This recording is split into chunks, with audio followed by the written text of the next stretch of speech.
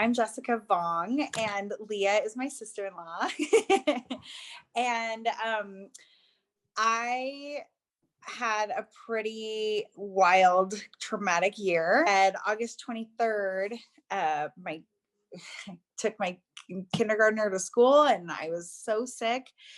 And I had a lot of abdominal pain, and I had been having a lot of abdominal pain and bathroom pain, and it was awful. And I went to the ER. First, I went to a regular clinic, and then they turned me away and said, you actually need to go to the ER. And so I did, and I had a CAT scan and came back with diverticulitis. And it was an acute case, which is a good thing, but it was definitely a wake-up call. I kind of knew I needed to make some changes. My weight had really gone up, and I knew that I wasn't as healthy as I could be or should be. And this was like a huge wake-up call. And I was in the ER, and I called you or I texted you, and I was like, so I'm in the ER and I need a change. What's shifted for me is just that awakening. So initially that awakening and that realization that things are they're just out of control, and I need to rein it in. And so that was the first thing. Okay, I got to rein it in. The second thing was, well, how do I even do that? And that's where you came in, because I'm like, I know I have to, but I don't even know how that even works. So where do I begin? And so through working with you, I mean, no alcohol. Alcohol is one of the worst things to put in your body with diverticulosis, because it upsets those pockets. And then the sugars in alcohol, so just sugar in general. Alcohol, sugar. I don't have a gluten allergy, but I do notice that I have an intolerance. It doesn't sit well with me, and it's not serving me. And then same with dairy.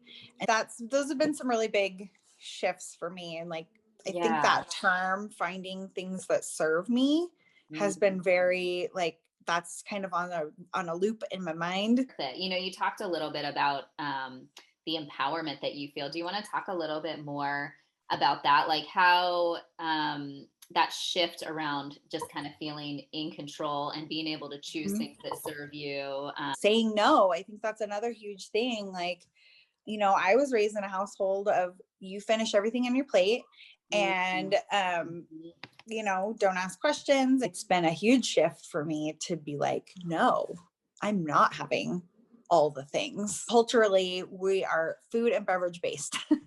All of our socializing has to do with, eating and drinking. And so I'm a really social person, and so saying no, I'm not drinking that right now, or I'm not doing that right now. It was a little scary at first. When people see that, it really can be empowering to them, or, it's very admirable for someone to be able to say, this isn't right for me. And there can also be feelings of why aren't you participating? People don't understand, So, I mean, it takes a lot, but just seeing that you're able to do that for yourself, it's incredible. And I think it's harder than even just putting it into words right now. It's harder to do that in a variety of situations, but the value and the benefit and the confidence, I don't know if you felt a switch with that at all, but the confidence comes from I'm taking care of myself, and I can show up more fully for everyone else because of that, Bingo. And that is huge. Showing up fully for my kids. Part of the trauma of the past year was I also had some postpartum depression that kind of carried over. I'm no longer relying on food and alcohol to make me happy, or when I'm sad, I feel, I don't have to do that. So I'm no longer on Zoloft, which is great. Also, stool softeners and things like that. I'm no longer needing to rely on those things, because I can get the nourishment that I need and the fiber I need from the foods that I'm eating. So I am no longer, and actually stool softeners and things like that are not good for diverticulosis. So I had this thing. And I thought I was helping myself by taking stool softeners when really it was making it worse. So it's, and laxatives and things like that are actually very triggering for the diverticulosis.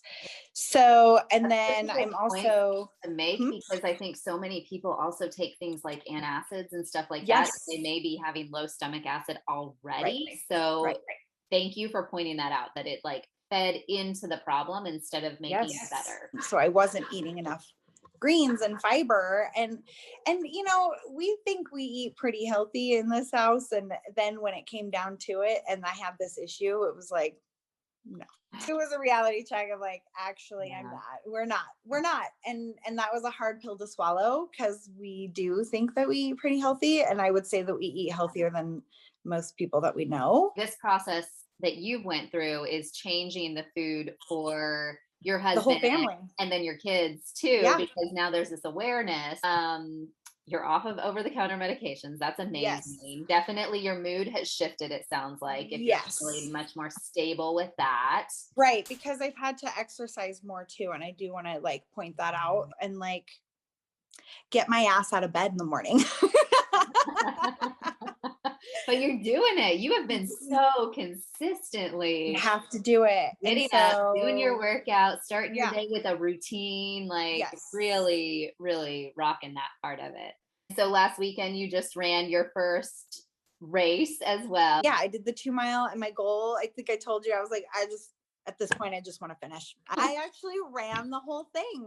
My kids were there cheering me on, and that was super cool to see them toward the finish line. And the weight loss was not, as you know, it wasn't my first priority. I just never again want to feel like I felt when I went to the ER.